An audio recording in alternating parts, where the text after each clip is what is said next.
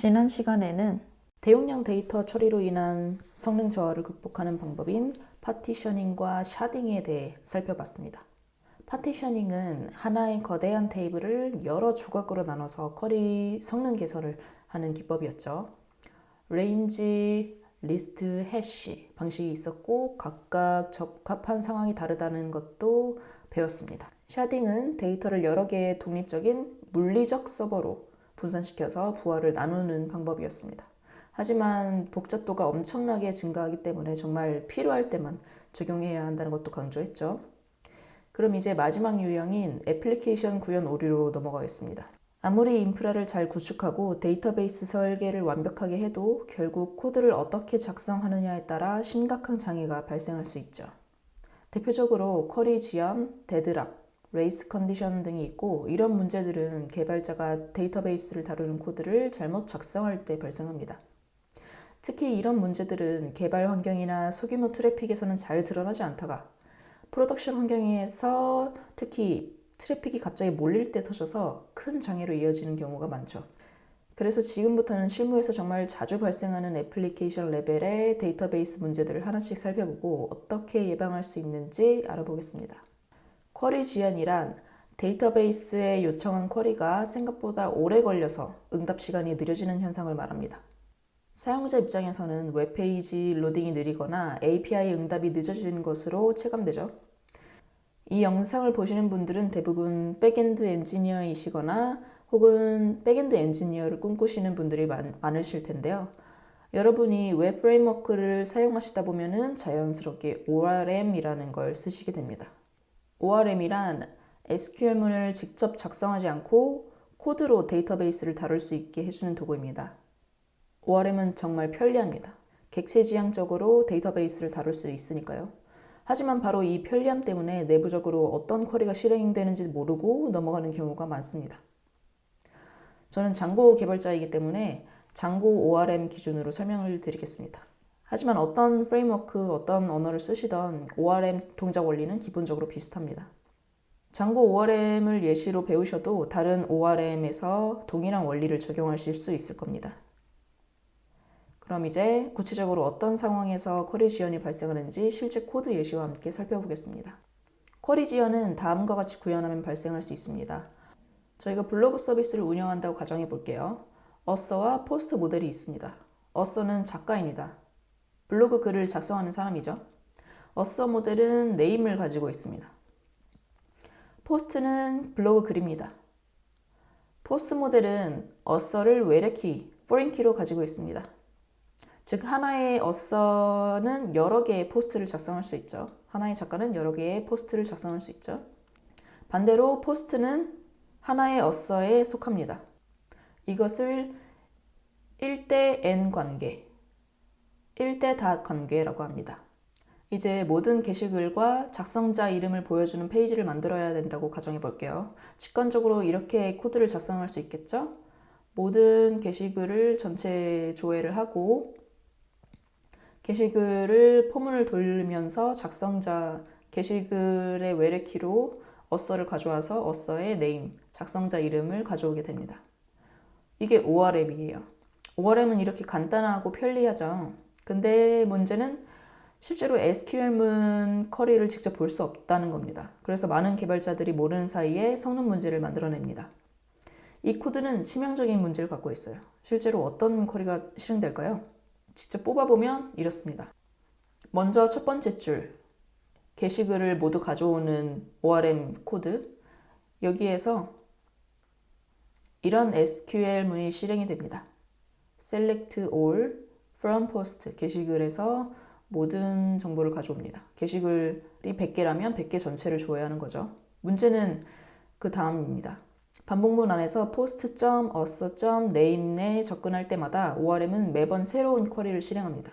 select all from author 작가, where id, 작가의 id. author 테이블에서 id가 1인 행의 모든 컬럼을 조회합니다.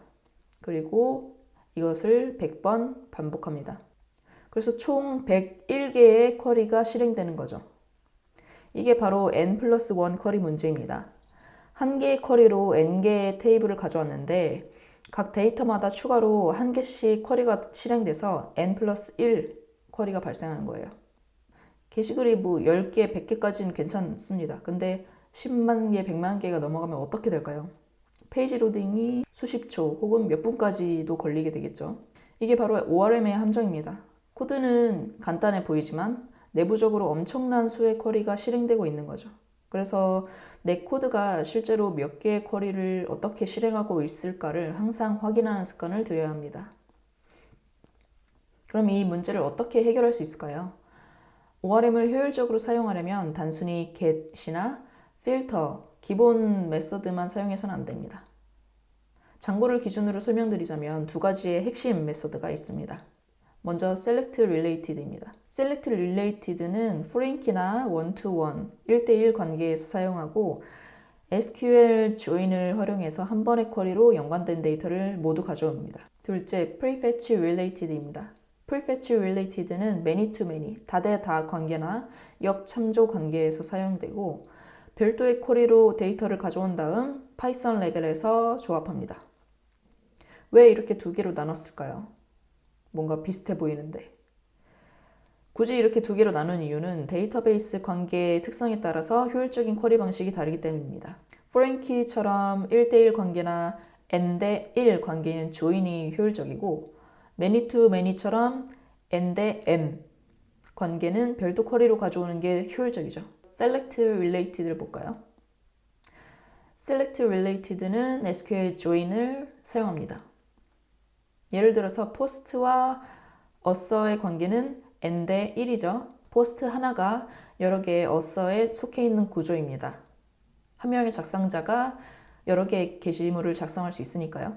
먼저 최적화를 아무것도 하지 않은 경우를 볼까요? 아까 설명드렸듯이 먼저 게시글 전체를 조회를 하고 그 다음 반복문에서 post.author.name에 접근할 때마다 이렇게 게시글 개수만큼 반복됩니다.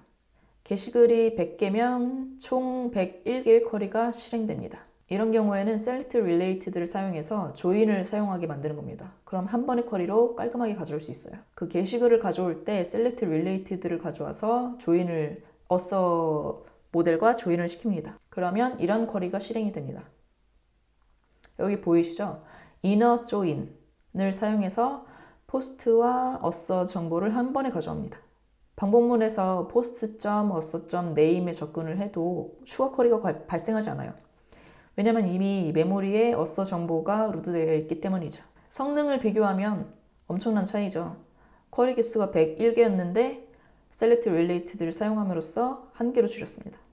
실행 시간도 훨씬 빠르고 DB 부하도 낮아지겠죠. 성능이 100배 개선되는 거예요. 근데 만약 관계가 1대 n, n 대 m 이라면 어떻게 될까요? 1대 n은 역참조 관계입니다. 아까 포스트 입장에선 author와의 관계가 n 대 1이었어요. 근데 author 입장에서는 post가 역참조 관계입니다. 1대 n입니다. 왜냐하면 한 명의 작성자가 여러 개의 게시글을 작성할 수 있기 때문이죠. 만약에 author로부터 post를 조회하려고 하면 최적화하지 않은 경우를 먼저 보면 먼저 작성자를 전체 조회하게 됩니다. 그리고 작성자 아이디가 1인 게시글 조회, 작성자 아이디가 2인 게시글 조회, 작성자가 100명이면 총 101개의 쿼리가 실행됩니다. 전형적인 n+1의 문제죠. 그래서 이럴 때는 prefetch related를 사용합니다. 여기에 작가들을 조회를 할 때 prefetch related를 사용을 하면 바로 이런 쿼리가 실행이 되는데요. 첫 번째 작성자 전체 조회는 똑같습니다. 그 다음부터 해당 작성자들의 게시물을 한꺼번에 조회를 하는 겁니다. 이렇게 아이디별로 100개의 쿼리를 실행하는 게 아니라 한 번에 넣어서 아이디 1, 2, 3, 4, 5, 6, 7, 8 이렇게 한 번에 넣어서 조회를 하는 겁니다. 그러면 단 2개의 쿼리로 끝입니다. 작성자가 100명이어도 여전히 2개의 쿼리만 실행되겠죠. 장고는 이렇게 두 번째 쿼리에서 가져온 포스트들을 파이썬 레벨에서 각 author 객체에 자동으로 매핑해 줍니다. 그래서 저희가 author.post.o를 호출해도 추가 쿼리가 발생하지 않는 거예요. 이미 메모리에 데이터가 로드되어 있거든요. 이렇게 역참조나 many to many 관계를 다룰 때는 prefetch related를 사용합니다. select related와 prefetch related의 동작 원리에 대해서 살펴보겠습니다. 먼저 select related는 단 한 번의 SQL 조인으로 모든 데이터를 가져옵니다. 이 코드를 실행을 하면 이렇게 inner join으로 post와 author 정보를 모두 가져오는 겁니다. 그리고 이 데이터를 메모리에 한 번에 로드해 둡니다. 그래서 반복문에서 post.author.name을 실행해도 추가 쿼리가 발생하지 않습니다. 이미 author 정보가 메모리에 로드되어 있기 때문이죠. 이게 바로 select related입니다. SQL join을 사용해서 한 번의 쿼리로 끝내는 방식이죠. select related는 좀 직관적이죠. 다시 한번 설명해드리면 select related는 foreign key나 one-to-one 관계에서 사용합니다. post와 author처럼 n대 1 관계죠. join을 사용해서 한 번의 쿼리로 끝냅니다. prefetch related는 many-to-many나 역참조 관계에서 사용한다고 말씀드렸죠. 한 명의 작가는 여러 개의 게시물을 가질 수 있다. 이거는 1대 n 관계이고 여러 개의 게시물은 여러 개의 태그를 가질 수 있습니다. 이건 n대 m 관계죠. many to many. prefetch related는 세 단계로 작동합니다. 메인 객체 조회. 먼저 우리가 요청한 메인 객체들을 가져옵니다. 이 코드를 실행하면 결과는 이렇게 모든 작가들의 정보를 가져오게 되죠. 그 다음에 연관 데이터를 별도로 한 번에 조회를 합니다. 여기에서 가져온 author1, author2, author3를 여기에 넣어서 이 author id에 해당하는 게시물을 한 번에 가져오는 겁니다. 그래서 김철수, author1에 해당하는 김철수 작가는 장고 입문이라는 제목을 가진 게시물 ID 1번 그리고 다른 게시물도 또 있네요. 두 개의 게시물을 작성했나 봅니다. author ID 2에 해당하는 이영희 작가는 REST API라는 제목의 post ID 3번을 가진 게시물이 있습니다. 그 다음에 파이썬 레벨에서는 이렇게 동작합니다. 2단계에서 가져온 포스트들을 author ID 기준으로 그룹핑합니다. author ID가 키가 되는 거죠. 그리고 각 author에 해당하는 데이터들을 미리 캐싱을 해둡니다. 이 코드를 실행해도 데이터베이스에 가지 않는 겁니다. 이미 메모리에 이렇게 로드 해놨기 때문이죠. 이렇게 1대 n, n대 m 관계에서는 조인을 사용하면 오히려 비효율적입니다. 그래서 별도 쿼리를 사용합니다. 두 개의 쿼리가 실행되지만 n+1 문제는 피할 수 있습니다. 왜 1대 n 관계에서 조인을 사용하면 비효율적일까요? 테이블 구조를 직접 보면서 이해해 보겠습니다. author 테이블에는 작가가 3명이 있습니다. post 테이블에는 게시글 5개가 있습니다. 관계를 보면 ID 1인 김철수 작가는 2개의 게시물을, 이영희는 1개, 박민수는 2개의 게시글을 작성했습니다. 이걸 이너 조인으로 하게 되면 author 테이블의 각 행이 포스트 개수만큼 반복됩니다. 김철수가 2번 중복되고 박민수도 2번 중복됩니다. 김철수와 박민수의 정보가 불필요하게 중복 전송되는 거죠. 만약 작가가 100개의 글을 썼다면 작가 정보도 100번 중복되는 겁니다. 그래서 이렇게 1대 n이나 n대 m처럼 데이터가 중복될 수 있는 관계에서는 조인 대신 별도 쿼리를 사용하는 prefetch related가 훨씬 효율적인 겁니다. 자, 그럼 이제 only에 대해서도 알아볼까요? only는 필요한 컬럼을 선택적으로 가져와서 데이터 전송량을 줄이는 기법입니다. 이게 무슨 말이냐면 일반적으로 post.object.all를 실행하면 어떻게 될까요? 이건 포스트 테이블의 모든 컬럼을 가져오게 됩니다. 저희가 만약 타이틀만 필요한데 이 쿼리를 실행하게 되면은 불필요한 정보들도 다 가져와서 메모리에 담습니다. 보이시죠? 모든 컬럼을 다 가져옵니다. 특히 이 컨텐트 필드가 긴 텍스트라면 엄청난 낭비죠. 서버의 메모리를 급증할 수도 있습니다. 이럴 때 only를 사용하는데요. 여기서 only 안에 저희가 가져오고 싶은 컬럼 이름만 넣어주면 데이터베이스에서 딱 필요한 컬럼만 가져오게 됩니다. only를 사용할 때 주의사항이 있는데요. 만약에 나중에 코드에서 only로 가져오지 않은 필드에 접근하면 어떻게 될까요? ORM을 쓰는 장고와 같은 프레임워크에서는 자동으로 추가 쿼리를 실행하게 됩니다. 그러면 결국 n+1 문제가 다시 발생하는 거죠. 그래서 only를 사용할 때는 정말 필요한 필드만 접근할 것이라는 확신이 있을 때 써야 합니다. 자, 여기까지 배운 내용을 정리해 볼까요? select related는 foreign key나 one-to-one 관계 같은 n대 1대1 관계에서 사용하고 SQL join을 사용해서 한 번의 쿼리로 연관된 데이터를 모두 가져옵니다. prefetch related는 many to many나 역참조 같은 1대 n대 m 관계에서 사용하고 별도 쿼리로 데이터를 미리 가져온 다음 파이썬 레벨에서 조합합니다. 데이터 중복을 방지하면서 효율적으로 연관된 데이터를 로드하는 거죠. only는 필요한 컬럼만 선택적으로 가져와서 네트워크 전송량과 메모리 사용량을 줄입니다. 특히 용량이 큰 텍스트 필드를 제외할 때 효과적입니다.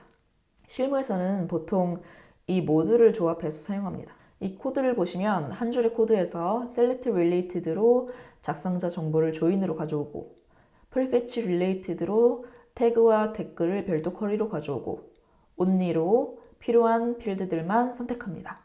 이렇게 조합하면 최소한의 쿼리로 필요한 모든 데이터를 효과적으로 조회할 수 있습니다. 이것이 바로 N+1 문제를 해결하고 쿼리 성능을 최적화하는 핵심 기법입니다. 쿼리 지연 문제가 느리다라는 성능의 문제라면 데드락은 아예 멈춘다라는 정지의 문제입니다. 쿼리 지연은 시간이 오래 걸려도 결국에는 응답이 옵니다. 느리지만 끝은 나는 거죠. 하지만 데드락은 다릅니다. 아예 진행이 되지 않는 거예요. 데드락은 기초 영어 시간에도 설명드렸듯이 두 개의 트랜잭션이 서로가 가진 자원을 기다리면서 영원히 진행하지 못하는 상황을 말합니다. 트랜잭션은 데이터베이스에서 수행되는 논리적 작업 단위라고도 말씀드렸죠. 예를 들어서 회의실을 예약할 때 팀 A는 회의실 A를 예약 완료했고 회의실 B도 필요해서 대기 중이고 반대로 팀 B는 같은 시간에 회의실 B를 예약하고 회의실 A도 필요해서 대기 중입니다. 둘 다 그냥 계속 대기만 하고 있는 거예요. 둘 다 회의 시작을 못하죠. 데드락입니다. 그리고 A는 내 열쇠 줄 테니까 네 열쇠 먼저 줘. B는 내 열쇠를 줄 테니까 네 열쇠 먼저 줘. 계속 이렇게 대기하고 있습니다. 교환이 불가능하죠. 이것도 데드락입니다. 이렇게 두 트랜잭션이 서로가 가진 락을 기다리면서 무한 대기 상태에 빠지는 겁니다. 이게 왜 심각한 문제일까요? 첫째, 트랜잭션이 완료되지 않습니다. 사용자 입장에서는 결제가 안 되고 주문도 안 되고 화면이 멈춘 것처럼 보입니다. 둘째, 데이터베이스의 리소스를 계속 점유하고 있습니다. 커넥션도 락도 풀리지 않으니까 다른 요청들까지 영향을 받습니다. 셋째, 연쇄 반응이 발생합니다. 데드락에 걸린 트랜잭션이 리소스를 붙잡고 있으니까 다른 정상적인 트랜잭션도 대기하게 되고 결국 전체 시스템이 느려지거나 멈춥니다. 하지만 데이터베이스는 데드락을 감지하면 하나의 트랜잭션을 강제로 롤백시켜서 문제를 해결합니다. 하지만 이건 근본적인 해결책이 아니죠. 계속 데드락이 발생하면 계속 롤백하고 사용자는 계속 실패를 경험하게 됩니다. 그럼 실제 코드에서 데드락이 어떻게 발생하는지 그리고 어떻게 예방할 수 있는지 구체적으로 살펴보겠습니다. 이렇게 간단한 모델이 있다고 가정해 보겠습니다. 이제 계좌이체 기능을 구현해 볼 건데요. 10,000원을 송금하는 상황이에요. A 코드를 먼저 볼까요? 일반적인 get은 그냥 데이터를 읽어올 뿐 다른 트랜잭션이 동시에 같은 데이터를 읽고 수정할 수 있습니다. 락이 없으니까 동시에 여러 요청이 들어오면 문제가 발생할 수 있죠. B 코드는 컨텍스트 매니저와 exclusive 락을 거는 selected for update를 사용합니다.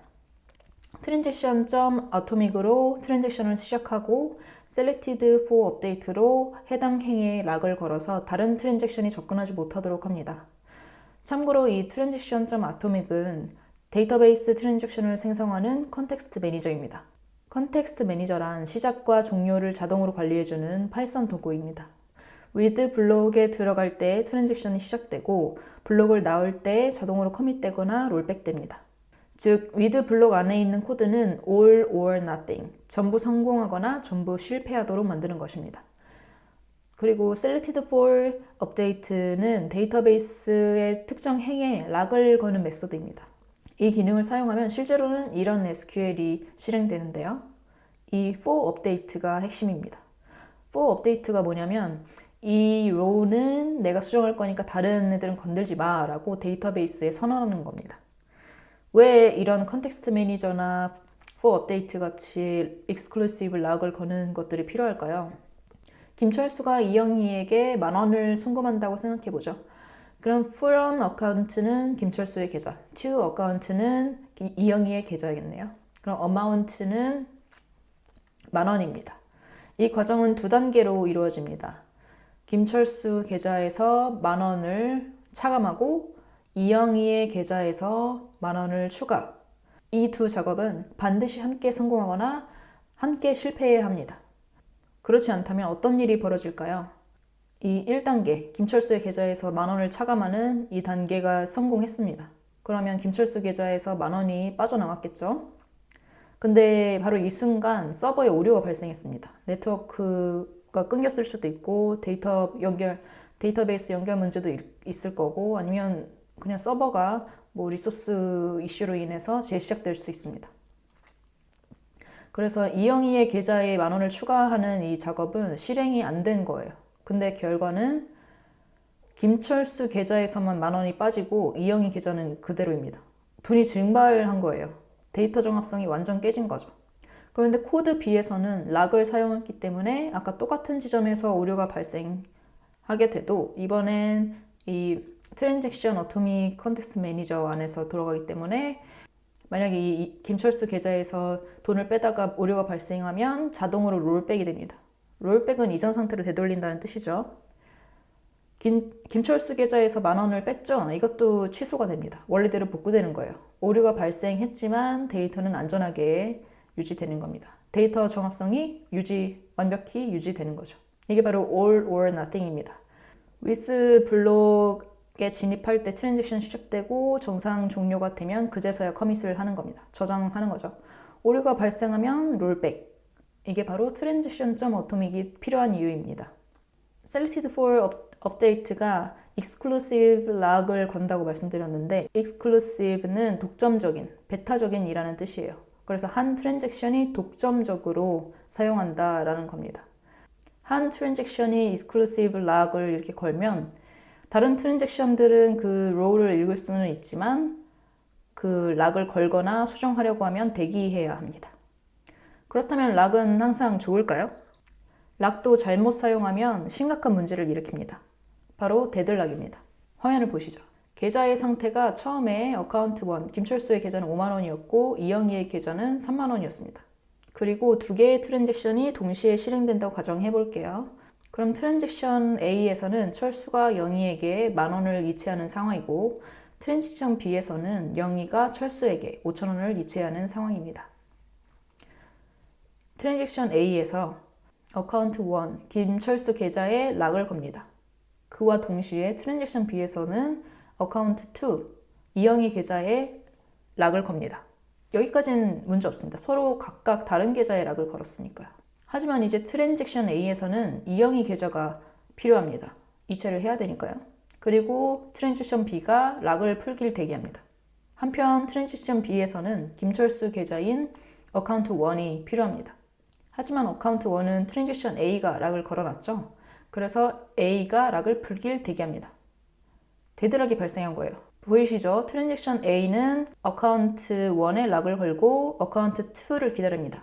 트랜잭션 B에서는 어카운트 2에 락을 걸고 어카운트 1을 기다립니다. 서로가 서로를 기다리는 순환 대기 상태, 데드락이 발생하는 겁니다. 근데 대부분의 DBMS는 이런 상황을 감지하면 에러를 발생시킵니다. 데드락을 감지하면 트랜잭션을 강제로 롤백 시켜버리는 거죠. 근데 사용자 입장에서는 이체 실패라는 에러를 보게 되는 겁니다. 이게 바로 락의 양면성입니다. 락은 데이터 정확성을 지켜주지만 잘못 사용하면 데드락을 유발합니다. 락이 없는 코드를 보겠습니다. 잔액을 확인하고 충분하면 차감을 하고 저장합니다. 여기엔 치명적인 문제가 있습니다. 왜일까요? 첫째, 읽기와 쓰기 간에 시간 간격이 있습니다. 계좌를 읽고 저장하는 사이에 이 사이에 아주 짧지만 시간 간격이 있어요. 둘째, 동시 요청이 같은 값을 읽을 수 있습니다. 웹서버는 동시에 여러 요청을 처리하니까요. 셋째, 독립적으로 계산합니다. 이 요청이 동시에 실행됐을 때 각각의 메모리에서 별도의 프로세스에서 계산하기 때문에 상대방이 뭘 하는지 모릅니다. 넷째, 나중에 쿼리가 이전 값을 덮어쓰게 됩니다. 마지막에 세이브한 값이 최종 값이 되는 거죠. 결과적으로 데이터 무결성이 파괴되는 겁니다. 구체적으로 어떻게 동작하는지 볼까요? 시간 t1에서는 두 요청이 같은 값을 읽습니다. 밸런스가 처음에는 10,000원이었기 때문에 둘 다 10,000원으로 읽습니다. 근데 t2에서는 각자 독립적으로 계산합니다. 요청 A의 메모리에서는 10,000원 빼기 10,000원은 0원. 요청 B의 메모리에서도 10,000원 빼기 0원. 근데 둘 다 상대방이 지금 뭘 하고 있는지 몰라요. 각자의 계산만 하고 있는 겁니다. 근데 T3에서는 각자 0원으로 저장했습니다. 나중에 실행된 쿼리가 이전 값을 그냥 덮었었어요. 뭔가 잘못됐죠? 결과적으로 레이스 컨디션이 발생하게 되는 겁니다. 최종 잔액은 0원인데 실제로는 이체를 20,000원을 했죠. 그런데 처음에 김철수 계좌에서는 얼마가 있었죠? 10,000원이었죠. 근데 20,000원이 빠져나간 겁니다. 은행 입장에서 10,000원을 손실을 본 거죠. 이게 바로 레이스 컨디션입니다. 레이스 컨디션이 뭐냐면 여러 프로세스나 스레드가 동시에 같은 데이터를 읽고 쓰려고 경쟁하면서 발생하는 문제예요. 그 과정에서 이렇게 데이터가 예상치 못한 상태가 되는 거죠. 왜 이런 현상이 발생하는지는 여기서 설명을 드렸습니다. 읽기와 쓰기 간의 시간 간격이 있기 때문이고 코드가 만약에 순차적으로 실행된다면 문제가 없지만 웹서버는 동시에 여러 작업을 처리하기 때문에 이런 일이 발생하는 겁니다. 자, 이렇게 락이 없다면 방금 보신 것처럼 끔찍한 일들이 벌어집니다. 물론 락을 사용하면 약간의 대기 시간이 있죠. 순차적으로 실행하게 하니까. 그리고 조심하지 않으면 데드락도 발생할 수 있습니다. 하지만 락은 데이터 무결성을 보장하고 동시성 문제를 해결하기 위해서 필수입니다. 대기 시간이 있고 데이터 위험성이 있고 이런 건 충분히 관리 가능한 비용입니다. 반면에 데이터 무결성이 깨지면 특히 은행권처럼 돈이 민감한 곳에서 이런 일이 발생하면 문 닫아야겠죠. 동시성 문제로 인한 데이터 무결성 손실, 금전적 손실에 비하면 락으로 인한 약간의 불편함은 아무것도 아니죠.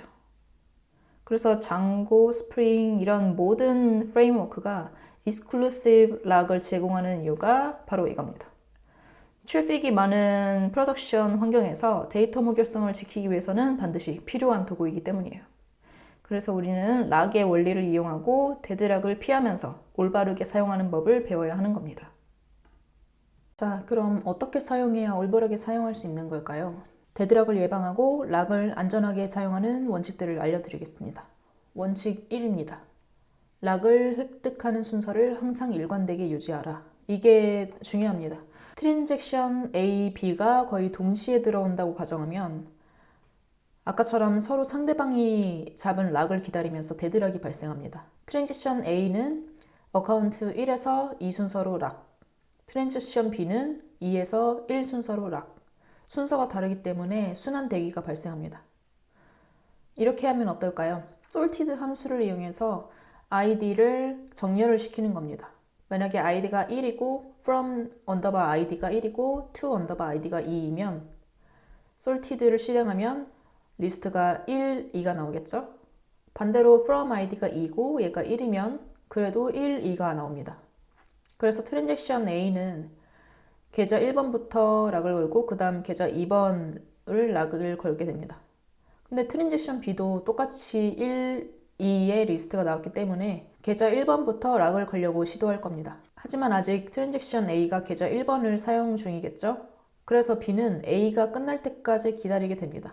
그래서 A의 이체가 끝나게 되면 이제 B도 순서대로 작업을 마칩니다. 여기서의 핵심은 두 트랜잭션 모두 1, 2 순서로 락을 걸었습니다. 같은 순서로 락을 걸었기 때문에 뒤에 온 트랜지션 B는 그냥 순서대로 기다리기만 하면 됩니다. 순차적으로 실행하게 되는 거죠. 데드락도 없죠. 여기서 데드락이 발생하지 않는 이유는 서로가 서로를 기다리는 이런 순환대기 상황이 만들어지지 않기 때문입니다.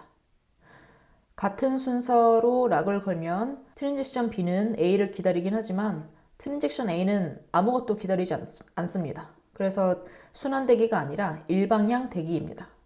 그래서 데드락이 발생할 수 없는 거죠. 두 번째 원칙, 락 범위를 최소화하라. 락을 오래 잡고 있을수록 다른 요청들이 대기하게 됩니다. 잘못된 예시를 한번 볼게요. 여기는 무슨 문제가 있을까요? 컨텍스트 매니저 안에서 이 락을 걸자마자 외부 API를 호출합니다. 그리고 이메일 발송도 하고 로그도 기록합니다. 이 모든 작업을 하는 동안 락이 걸려 있습니다. 다른 요청들은 어떻게 될까요?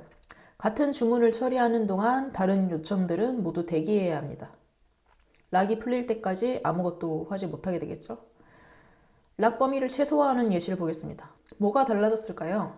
외부 API 호출과 이메일 보내는 코드와 로깅을 락 밖으로 처리하도록 빼냈습니다. 락을 정말 필요한 순간에만 걸었습니다. 이렇게 되면 락 경합이 줄어들고 더 많은 요청을 동시에 처리할 수 있겠죠. 락 안에서는 이렇게 데이터베이스 읽기, 쓰기 등 빠른 작업만 하시는 게 좋습니다. 외부 API 호출이나 파일 I/O 작업들은 리소스 상황에 따라서 느릴 수 있으니까 락 밖에서 하시는 게 좋습니다. 세 번째 원칙, 타임아웃을 설정하라. 왜 타임아웃이 필요할까요? 락을 기다리다가 영원히 기다리게 될 수도 있습니다. 만약 앞선 트랜잭션이 문제가 생겨서 멈춰버린다면 뒤에 있는 모든 트랜잭션들은 무한정 대기하게 됩니다. 장고의 Selected for Update에는 두 가지 유용한 옵션이 있습니다. No wait true. No wait는 락을 얻지 못하면 바로 포기하는 옵션입니다. 언제 사용할까요? 빠른 응답이 중요한 API, 실시간 처리가 필요한 경우나 아니면 지금 안 되면 다시 재시도해도 되는 방식, 이때 사용을 합니다. 두 번째는 skip locked 옵션입니다. 락이 걸린 행은 건너뛰고 락을 얻을 수 있는 행만 가져오는 겁니다. 이거는 큐 처리 시스템이나 아니면 여러 작업자, 여러 워커가 동시에 작업을 하는 경우 혹은 다른 사람이 처리 중이면 다른 작업을 먼저 처리해도 되는 방식에서 쓰입니다. 두 옵션의 차이는 이렇습니다. No wait true로 설정하고 락을 못 얻으면 오퍼레이셔널 에러가 발생합니다. 반면에 skip locked 옵션을 사용하면 이때는 락을 못 얻으면 해당 행을 건너뛰고 결과를 반환합니다. 에러 없이 조용히 건너뛰는 거죠. 타임아웃은 이렇게 시스템이 무한 대기에 빠지지 않도록 보호해줍니다. 장고에는 이런 옵션들이 있지만 다른 프레임워크를 사용해도 마찬가지입니다. 비슷한 옵션들이 있을 거예요. 네 번째 원칙입니다. 데드락 발생 시 재시도 로직 구현입니다. 대부분의 DBMS는 데드락을 감지하면 한 트랜잭션을 롤백합니다. 이때 자동으로 재시도하는 로직을 구현해야 합니다. 왜 재시도 로직이 필요할까요? 아무리 조심해도 데드락은 발생할 수 있습니다. 특히 트래픽이 많은 상황에서는 더 그렇습니다. 데이터베이스가 데드락을 감지해서 트랜지션을 강제로 롤백하면 그 트랜지션은 실패하게 되는 거죠. 근데 대부분의 경우에는 바로 다시 시도하면 성공합니다. 왜냐하면 다른 트랜잭션이 이미 끝났을 테니까요. 그래서 자동으로 재시도하는 로직을 구현해야 합니다. 재시도 로직을 볼까요? max retry 3 총 3번 시도합니다. 그리고 트랜잭션을 실행하고 정상적으로 완료되면 성공을 반환합니다. 그러다가 이 트랜잭션에서 에러가 발생하면 익셉션 영역으로 들어오고요. 여기에서는 데드락 에러만 특별히 처리합니다. 재시도 로직을 판단해서 아직 재시도 횟수가 남아있으면 재시도하고 모두 소진했으면 에러를 반환하게 됩니다. 여기에 백오프 코드가 있는데 백오프란 뭘까요? 백오프란 재시도할 때마다 대기 시간을 늘리는 기법입니다. 첫 번째 시도는 0.1초 대기하는 거고 두 번째는 0.2초, 세 번째는 0.3초 대기합니다. 왜 이렇게 할까요? 왜냐하면 즉시 재시도하면 또 충돌이 날 수 있기 때문입니다. 그래서 재시도할수록 더 긴 시간을 주어서 충돌 확률을 줄여서 다른 트랜잭션이 완료될 시간을 주는 겁니다. 이게 바로 백오프 전략입니다. 이제 이 코드는 이렇게 동작합니다. 1차 시도에서는 데드락 발생해서 여기서 0.1초 대기하고 성공할 때까지 맥스 리트라이 횟수 3번까지 계속 재시도를 하는 겁니다. 그 이상은 에러를 반환하는 거죠. 여기서 주의사항은 반드시 최대 재시도 횟수를 제한해야 합니다. 그렇지 않으면 시스템 리소스를 계속 잡아먹겠죠. 데드락은 일시적인 문제라 재시도하면 대부분 해결됩니다. 가능하다면 재시도 로직으로 사용자 경험을 개선하는 게 좋습니다. 원칙 5입니다. 트랜잭션을 짧게 유지하라. 왜 트랜잭션을 짧게 유지해야 할까요?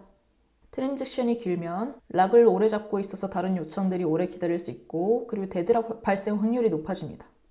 또한 시스템 전체 성능이 떨어지기 때문에 트랜잭션은 짧을수록 좋습니다. 잘못된 예시를 볼게요. 1000개의 계좌를 하나의 트랜잭션으로 처리하게 됩니다. 하나씩 락을 걸고 업데이트하고 저장합니다. 만약 1초당 0.01초라고 해도 10초 동안 락이 걸려 있는 거예요. 다른 요청들이 모두 대기하게 되겠죠. 올바른 예시를 볼게요. 뭐가 달라졌을까요? 10개씩 나눠서 처리합니다. 전체 1000개를 100개의 배치로 나눕니다.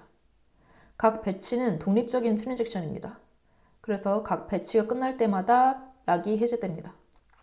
이렇게 하면 뭐가 좋을까요? 락 유지 시간이 대폭 줄어듭니다. 그 사이에 다른 요청이 끼어들 수 있고 배치 사이사이에 다른 요청이 처리될 수 있는 거죠. 덕분에 전체 시스템의 응답성이 향상되기 때문에 사용자들이 빠른 응답을 받을 수 있습니다. 배치 크기 사이즈는 어떻게 해야 할까요? 너무 작으면 트랜잭션 오버헤드가 증가하고 너무 크면 락 시간이 증가합니다. 적절한 크기는 10에서 100 사이로 유지하는 게 좋은데 상황에 따라서 조정하시기 바랍니다.